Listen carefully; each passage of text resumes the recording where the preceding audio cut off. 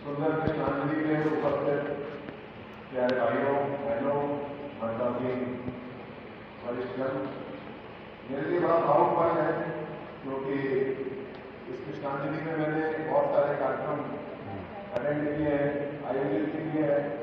कभी चुनाव की ब्रीफिंग भी, सरकारी काम भी यहाँ पर किया है। कभी कहते मुझे आंख में आंसू आता है, राजीव श्रीवास्तव जी का बहुत ही सुंदर हास्य का कार्यक्रम भी देखा है, संगीत का कार्यक्रम भी देखा है। और आज लेकिन जब मैं आपके साथ उपस्थित हूँ तो मुझे लगता है कि अपने जीवन का कृष्णांजलि का सबसे महत्वपूर्ण कार्यक्रम आज अटेंड कर रहा हूँ।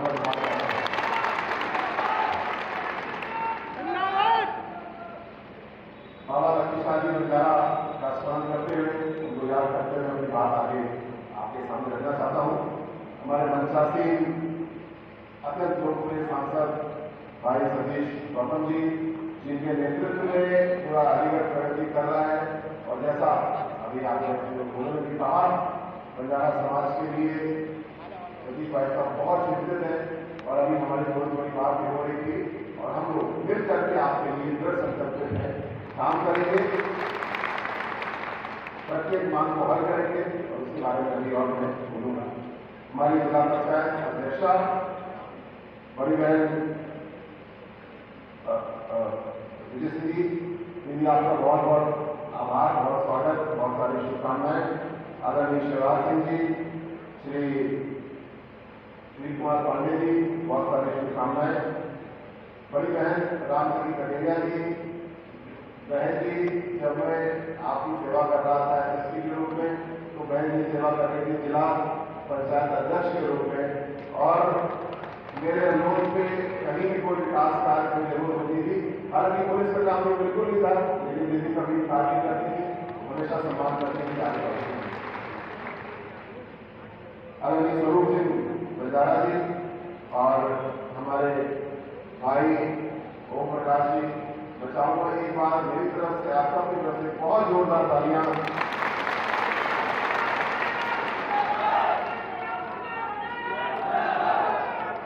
बहुत सुंदर। ओम प्रकाश जी भाई साहब की शक्ति जितनी हम लोग बढ़ाएं, ईश्वर आपकी कल्पनाशीलता जितनी बढ़ाएं उतनी कम है। मैं और हम सब आपसे प्रेरणा लेते हैं, आपकी सराहना भी करते हैं, और आशा करते हैं कि आपकी शक्ति और बढ़ेगी, और पूरे समाज के लिए आगे बढ़ाने के लिए, विकास कार्यों में आगे बढ़ाने के लिए हर तरीके से आपकी शक्ति बढ़े, हम कामना करते हैं। मेरे मीडिया के साथी और पुराने साथी हैं, आप सबसे बहुत सारे पुनः शुभकामनाएं, नमस्कार। मेरे पुलिस के साथी भी मौजूद हैं। जब मैं पुलिस छोड़ रहा था तो मुझे बहुत कष्ट था, क्योंकि मुझे लगा कि बहुत महत्वपूर्ण टीम अब मेरी छूट जाएगी, लेकिन ईश्वर की कृपा ये कि पुरानी टीम के साथ है, और वही उससे ज्यादा शक्तिशाली टीम आप साथ है। आपका आशीर्वाद है, और मैं याद करता हूँ आज से ठीक 1 साल पहले जब मैंने सरकारी सेवा छोड़ी, कन्नौज अपने घर गया, चुनाव लड़ने की तैयारी की, तो मेरे अपने गांव में भी छोटा बंगला है जहाँ पर बंजारा समाज के बहन भाई रहते हैं, और पीढ़ियों दर पीढ़ियों के हम लोग के संबंध है, बुआ दादी आदि लोग होते हैं, और साथ साथ कन्नौज जनपद में भी बंजारा समाज के अनेक छोटे बड़े गाँव हैं। जिस प्रकार का समर्थन बंजारा समाज से मुझको व्यक्तिगत रूप में, भारतीय जनता पार्टी को एक संगठन के रूप में मिला, वो बहुत बड़ा योगदान है। और मेरे कन्नौज के साथी भी आज आए हुए हैं, औरैया के साथी भी आए हुए हैं, आप सबको मैं बहुत बहुत धन्यवाद ज्ञापित करता हूँ। पार्टी को मजबूत करने में मुझको व्यक्तिगत रूप से इस दायित्व तक पहुंचाने के लिए कि मैं आपकी सेवा करने के लिए किसी पद पर पहुंचूं, मेरे हाथ में कोई शक्ति आए, इसके लिए मैं आपका हृदय से धन्यवाद ज्ञापित करता हूं। जब हम चुनाव लड़ते हैं तो एक चेहरा होता है, नाम होता है, लेकिन बहुत बड़ी टीम चुनाव की तैयारी करती है, बहुत बड़ी टीम प्रचार करती है, और जब चुनाव जीतते हैं तो बहुत बड़ी टीम चुनाव जीतती है, और आप वो टीम है, आपके ऊपर बहुत सारी जिम्मेदारी है। आपसे बहुत सारे लोग अनुरोध करते होंगे किसी काम के लिए, कुछ विनम्रतापूर्वक, कुछ अधिकारपूर्वक और कभी कभी क्रोधपूर्वक भी आपसे अनुरोध करते हुए काम करें। मैं आपसे अनुरोध करना चाहता हूँ, आपको आश्वस्त करना चाहता हूँ कि जो दायित्व आपने मुझको दिए हैं समाज कल्याण के मंत्री के रूप में, वो सारे दायित्व आपके हैं। जो मेरे कलम में ताकत है वो आपके हाथ में है, मेरी कलम आपके हाथ में है। किसकी कहां कैसे मदद करना है ये आप निर्देश दीजिए या आप निर्णय ले लीजिए और मुझे बता दीजिए, वो काम जरूर होगा। अगर मेरे विभाग का है, मंत्रालय का है, तो जरा भी पीछे नहीं छूटेगा। मैं कुछ ऐतिहासिक परिप्रेक्ष्य के बारे में जानकारी कर रहा था। जब ओमप्रकाश भाई साहब ने ये विषय मेरे सामने रखा जब मैं मंत्री बना, तो मैंने थोड़ा अध्ययन स्वयं भी किया और जो मुझको विशेष बातें मिली कुछ मैं स्मरण करना चाहूँगा जरूर। जो सर्वे भी किया गया उत्तर प्रदेश सरकार की शोध इकाई द्वारा, उसमें मुझे बहुत गौरवपूर्ण बातें मिली जो मैं आज रखना चाहता हूँ। आज बंजारा समाज आर्थिक रूप से पीछे, सामाजिक रूप से पीछे है, जिसके लिए हम सारा आयोजन कर रहे हैं, आगे बढ़ने का प्रयास कर रहे हैं। लेकिन आज से 700-800 साल पहले ऐसा नहीं था। हमारा बंजारा समाज एक व्यापारी वर्ग था और बहुत मजबूत व्यापारी वर्ग था, जो बहुत अच्छे पशु और उस जमाने के हिसाब से बहुत अच्छी गाड़ियां, बैलगाड़ी आदि हमारे पूर्वज रखते थे। पूरे भारत में नहीं, जहां तक विश्व में जाया जा सकता था वहां तक जाते थे और बहुत अच्छा व्यापार करते थे।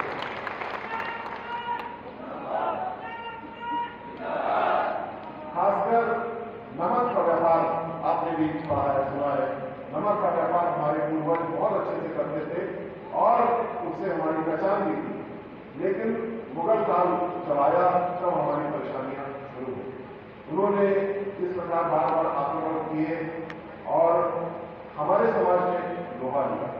जब हमारे समाज ने लोहा लिया तो हम लोग कुर्बानी भी दी।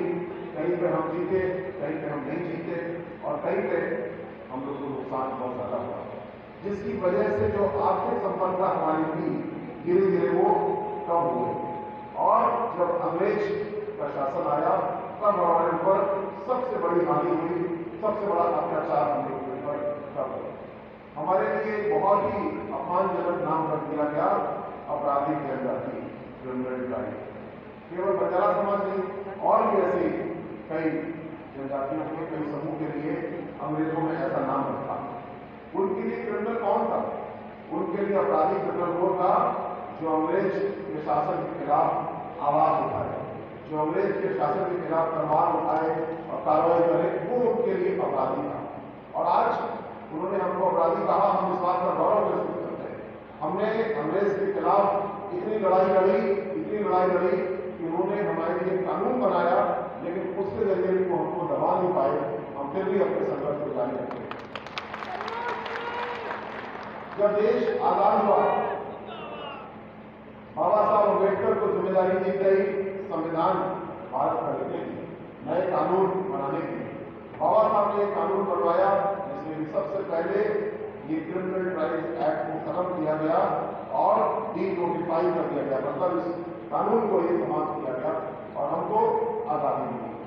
लेकिन तब तक हमारी सामाजिक पिछड़ेपन की स्थिति, गरीबी की स्थिति ऐसी बिगड़ चुकी थी कि हमको आगे बढ़ने के लिए बहुत मदद चाहिए। हम में से बहुत से बहन भाई हैं जो बिना किसी प्रकार के आरक्षण के, बिना किसी प्रकार की सरकारी मदद के आगे बढ़े हैं और अपने परिवार का नाम रोशन कर रहे हैं, पूरे समाज का नाम रोशन कर रहे हैं। लेकिन हम में से बहुत से ऐसे बहन भाई हैं जो हमसे पीछे हैं, उनको हमको मजबूती से हाथ पकड़ना है और आगे बढ़ाना है। और योगी जी, भारतीय जनता पार्टी की सरकार, सबका साथ सबका विकास, ये केवल हमारा नारा नहीं है, ये हमारी कथनी है, ये हमारी करनी है, ये हमारी सोच है। क्योंकि सबका साथ है इसीलिए सबका विकास है। केवल विकास हो जाए और साथ पीछे छूट जाए, ये भारतीय जनता पार्टी की रीति नीति नहीं है। हम लोग को मिलकर के काम करना है। जो बात आपने कही उसके बारे में मैं कुछ कहना चाहूंगा, जो मांग अभी आई उसके बारे में कुछ कहना चाहूंगा। लेकिन मुझे एक बात बताते हुए बहुत खुशी होती है। मैं बंजारा समाज का सर्वे रिपोर्ट पढ़ रहा था, तो उसमें बहुत सारी बातें ऐसी लिखी थी जिससे दुख होता था कि शिक्षा में, सरकारी सेवा में हम लोग बहुत पीछे हैं, हमारा प्रतिनिधित्व बहुत कम है, ना के बराबर है। लेकिन एक बहुत अच्छी बात लिखी थी कि हमारे बच्चों का स्वास्थ्य बहुत अच्छा पाया गया, क्योंकि बंजारा समाज में बच्चों को अच्छा लालन पालन करना, अच्छा भोजन देना, अच्छा दूध देना, ये हमारी परंपरा है और हमारे बच्चे स्वस्थ हैं। इसलिए सभी को बहुत बधाई देता हूँ। ये खुशी की बात है, संतुष्टि की बात है, क्योंकि अगर हम शरीर से मजबूत हैं तभी हम अपनी मदद कर सकते हैं, किसी और की मदद कर सकते हैं। अगर हम कुपोषण का शिकार हैं, अगर हम बीमारियों का शिकार हैं, तो हम उसमें न अपनी मदद कर पाएंगे न दूसरे की मदद कर पाएंगे। मोदी जी ने बहुत ही अच्छा नाम दिया है अगले 25 साल का। क्या नाम दिया है? अमृतकाल। और इस अमृतकाल में क्या होने वाला है, इसके ऊपर हम लोग को सोचना है, चर्चा करना है। जो बातें हम लोग यहाँ पे अभी डिस्कस कर रहे हैं, चर्चा हो रही है, वो यही है कि 75 साल में बहुत कुछ तरक्की हुई, लेकिन बहुत सारी तरक्की अभी होना बाकी है। तो वो 25 साल में, अमृतकाल में हम लोग क्या करेंगे?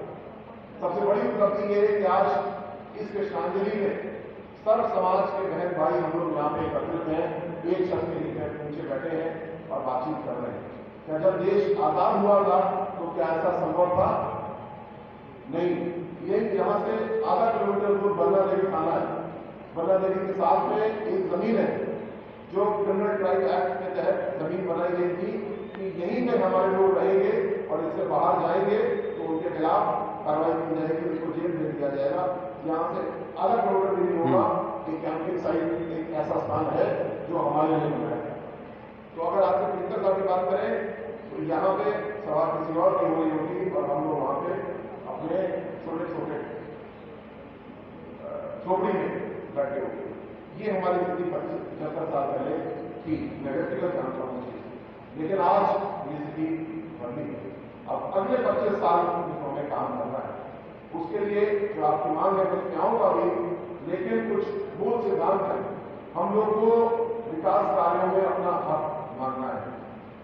हमको देखना है कि हमें सम्मान कैसे मिले, सहभागिता कैसे मिले। सबसे पहले संगठन में भारतीय जनता पार्टी, मैं तो बहुत नया हूँ, 1 साल मेरा मात्र हुआ है, लेकिन मुझे देख करके, अनुभव करके इस बात की बड़ी खुशी होती है कि भारतीय जनता पार्टी में जब भी कोई निर्णय होता है तो हमेशा एक समिति बनाई जाती है और वो समिति में सर्व समाज का प्रतिनिधित्व होता है और तभी वो निर्णय लिया जाता है। तो भागीदारी भारतीय जनता पार्टी के डीएनए में, हमारे खून में है और हमारे काम में सारे प्रयास इस प्रकार होते हैं।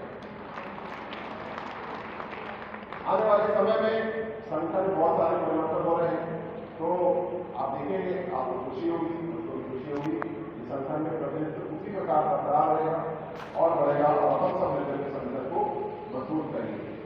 इसी प्रकार सरकार में अनुसूचित जाति जनजाति आयोग है, अगर योग प्रकाश ऐसा पिछले कुछ समय उसमें अपना योगदान करने का मौका मिला, आगे उनको मिलेगा, अन्य बहनों भाइयों को मिलेगा। और जबकि बंजारा समाज एक छोटा समाज है, संख्या में हम कम है, लेकिन हमारा महत्व बहुत है और सरकार में इस प्रकार के आयोग में आपका प्रतिनिधित्व भी होगा, आपकी भागीदारी भी होगी और आपका बहुत सा योगदान होगा, ये मैं आपको वादा करता हूँ। जो बड़ी मांगे अभी आई, सबसे पहले अनुसूचित जनजाति के रूप में हमको चिन्हित किया जाए। इसके संबंध में योगी जी के निर्देश से एक सर्वे हुआ सबसे पहले, जो कानून की मांग है, और उस सर्वे में, उस स्टडी में, परिश्रम में ये पाया गया कि जो जनजाति की विशिष्टताएं हैं वो सभी बंजारा समाज में पाई जाती है। और उत्तर प्रदेश सरकार ने यह निर्णय लिया कि उत्तर प्रदेश में बंजारा समाज को जनजाति में होना चाहिए और इसकी संस्कृति केंद्र सरकार के पास जा चुकी है। केंद्र सरकार की जो प्रक्रिया है वो थोड़ा समझा दो, क्योंकि हम लोग के लिए बड़ा महत्वपूर्ण विषय है। सबसे पहले जनजाति कल्याण मंत्रालय में ये विषय आता है तो गया, और उसके बाद गृह मंत्रालय की एक संस्था है RGI, registrar general of India. ये संस्था ऐसी है पूरे भारत के जाति जनजाति आदि का हिसाब रखती है, गिनती करती है और योजनाओं का समन्वय भी करती है। तो हमारा प्रस्ताव इस समय registrar general of India RGI के पास में पहुंच चुका है।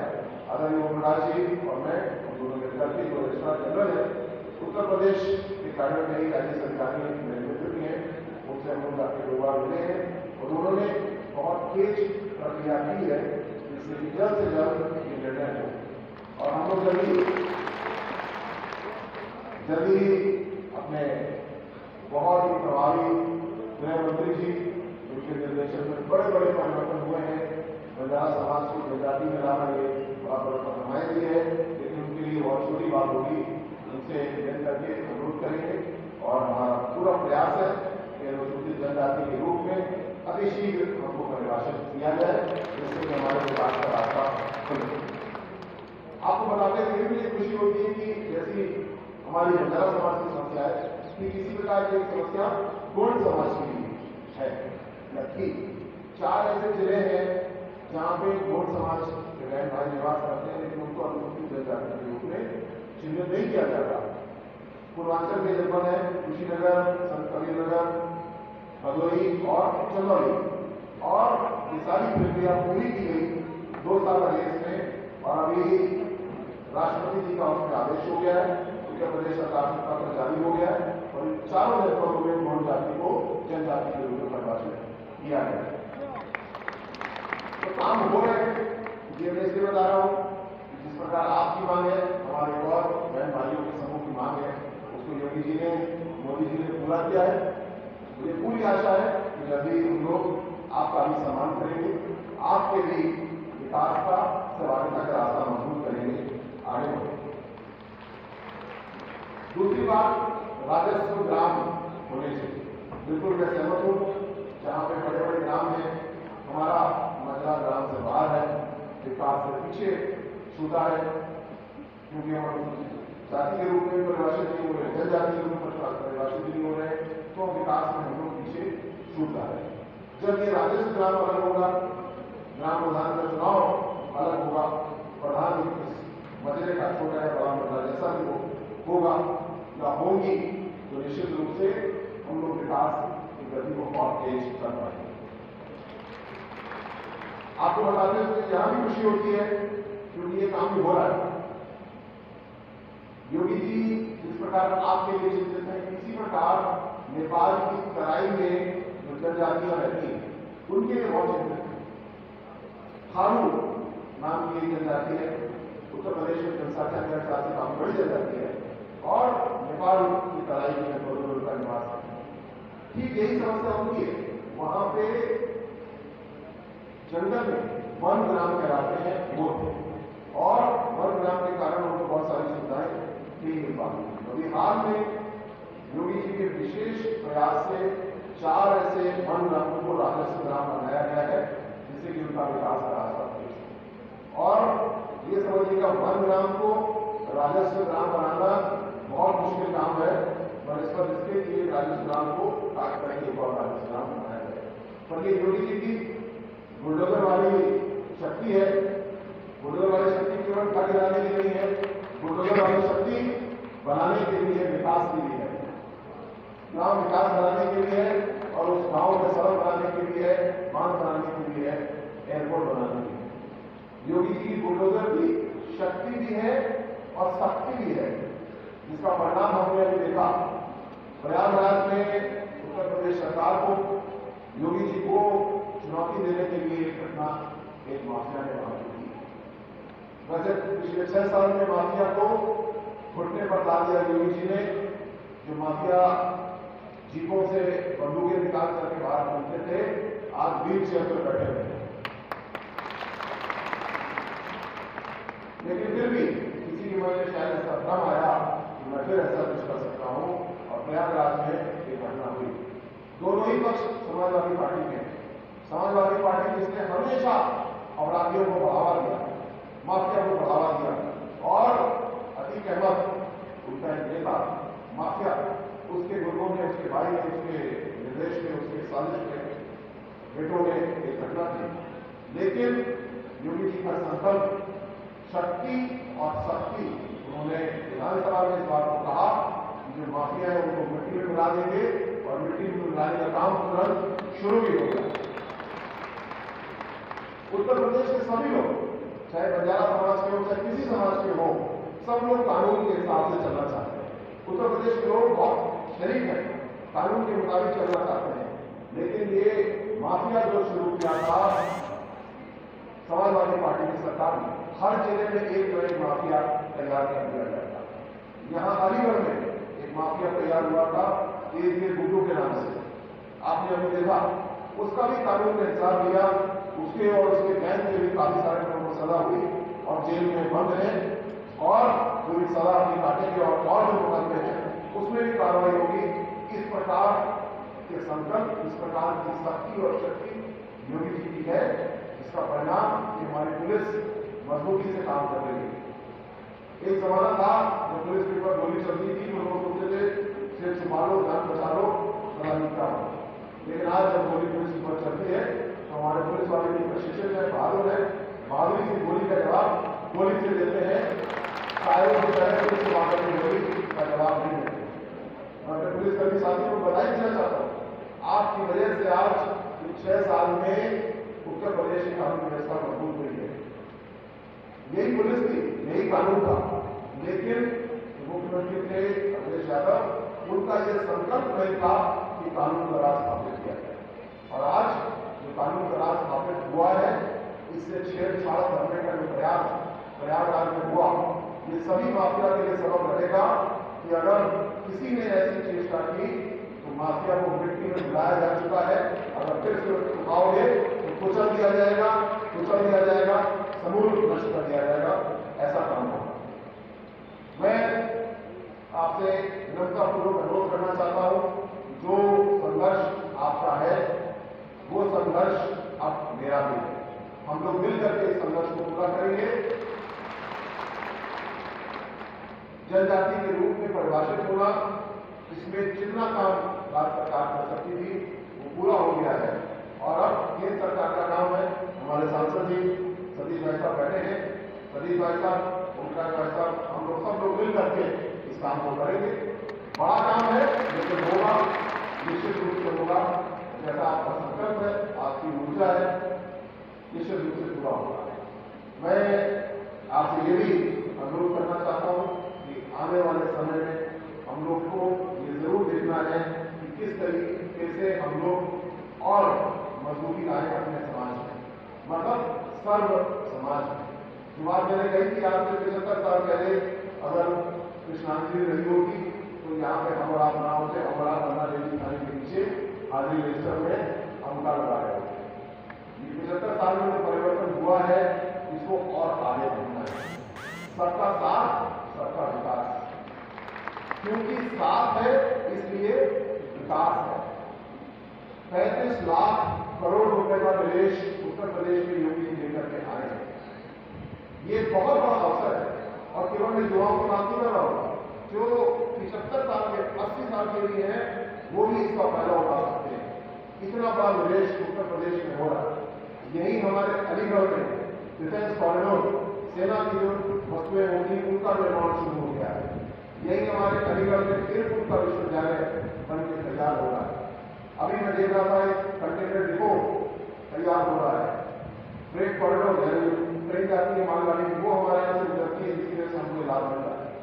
जो व्यवस्था मोदी जी ने, योगी जी ने दिल्ली, नोएडा, अलीगढ़, मथुरा और कुछ आगरा तक दी है, ये अगले 50 साल में इस इलाके की तस्वीर बिल्कुल बदलने वाला है। इसमें किसी के मन में कोई संशय नहीं होगा। जितनी व्यवस्थाएं दी गई हैं पूरी तरीके से नहीं बदलने वाला है, लेकिन हमको आपको उसका लाभ उठाना है। अवसर दिया है मोदी जी ने, योगी जी ने, लेकिन उसका लाभ हमको आपको उठाना है और उसमें सबसे महत्वपूर्ण है शिक्षा। मेरे कन्नौज में एक छोटी सी बस्ती है, घटियाना बस्ती शुरू हो गई। मैं चुनाव के बाद घूम रहा था, आराम से सामान्य सफर था, तो मैंने देखा कि वहां पे बिजली नहीं आ रही शाम का समय था। तो कुछ बहन भाई इकट्ठे हो गए, तो उन्होंने घेर लिया, बोले तुमको कब जाने देंगे जब हमारी बिजली छुड़वाओगे। तो मैंने फोन से बात की, पता चला बिजली करने नहीं है, कुछ कटा है, कुछ कटी आई, सब समस्या थी। तो बिजली वालों से मैंने अनुरोध किया कि आप इनकी बिजली अब या 1 घंटे में छोड़ दीजिए।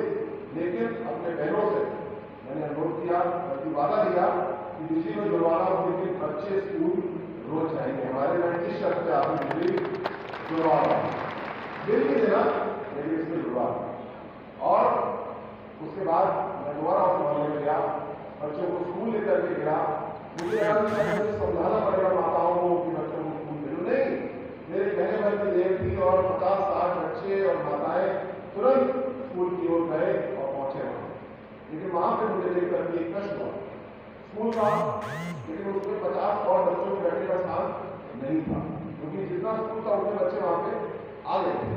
तो मैंने तुरंत रिकॉर्ड निर्णय लिया कि अपनी विधायक निधि से इस स्कूल को शेख मिडिल स्कूल कहलाता है, मैं यहाँ पे कमरा बनाऊंगा, मजबूत करूंगा, क्योंकि हमारे बच्चे जब स्कूल में बैठने का स्थान नहीं है तो कैसे पढ़ाई कर पाएंगे। और वहां पे तुरंत टीचरों की संख्या भी बढ़वानी है और उस स्कूल में नए कमरे बन रहे हैं, एक शेड बन रहा है, छोटी सी किसानी बन रही है, जिससे कि हमारे बच्चे पढ़ाई करें। ये बड़ी महत्वपूर्ण बात है, इसमें कह रहा हूँ क्योंकि जो भेदभाव है वो कई बार सिस्टम में आ जाता है। जहां पे हमारा गांव है, जहां पे हमारा मसला है, उसके पास का स्कूल अच्छा है या नहीं है। सरकारी स्कूलों को अच्छा करने के लिए योगी जी ने ऑपरेशन कायाकल्प चलाया, हर स्कूल को बहुत सारा पैसा दिया, टीचरों की बहुत भारी पैमाने पे नियुक्ति की, जो रिक्तियां बची उसमें भी टीचर दिए जा रहे हैं, नए नए टीचर हमारे बच्चे आ रहे हैं, बहुत अच्छा काम कर रहे हैं। तो हमें अपने सरकारी स्कूलों को बहुत अच्छा करना है। लेकिन अगर आपके बदले में नजदीक वाला स्कूल अच्छा नहीं है तो ये आपका अधिकार है कि आप अपने प्रधान को, अपने डीएसए को, अपने डीएम को, जनप्रतिनिधि को मुझको बताएं कि मेरा स्कूल अच्छा नहीं है। सब काम बाद में होंगे, सबसे पहले हमारी बच्चों की पढ़ाई अच्छा होना चाहिए, क्योंकि बच्चे अच्छे पढ़ गए तो सब काम हो गए। फिर किसी समाज कल्याण की जरूरत आपके परिवार को नहीं है। अगर हमारे बच्चे अच्छे पढ़ गए, हमारी बेटी बढ़ गई, वो पूरे समाज का कल्याण करने की सरकार को कुछ भी नहीं करना होगा। तो हमें शिक्षा पे बहुत ज्यादा जोर देना है। और इसी के साथ मैं आप सबको बहुत बधाई देता हूँ इस सुंदर आयोजन के लिए। आप लोग बहन भाई दूर दूर से आए हैं, आप आए इसके लिए आपको बहुत धन्यवाद।